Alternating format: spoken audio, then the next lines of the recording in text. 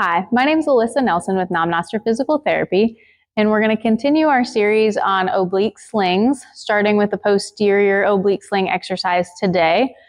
This is going to be our basic level, so kind of where you would start if you're new to training or want to see if you are able to complete these activities. This would be the best place to start. So today we're going to do a modified bird dog. So most people will know a bird dog as raising one arm, one leg at the same time. Great exercise, great for our core strength, and very valuable. But we're going to switch this up just a little bit because if you remember from our very first video, our posterior oblique slings use our lat muscles, which do shoulder extension. So instead of shoulder flexion coming up in the front, we're actually going to go backwards today. So that's going to be the only little modification that we make for this activity. So I'm going to demonstrate what that looks like. So you're going to be hands and knees positioned, hips right over your knees, shoulders right over your hands. We're going to, same thing as the other exercises where we're going to do alternate arm and leg. So I'm going to start with right arm, left leg. We're going to extend that left leg back and extend that right shoulder back. So hold there for a second or two, getting some good control.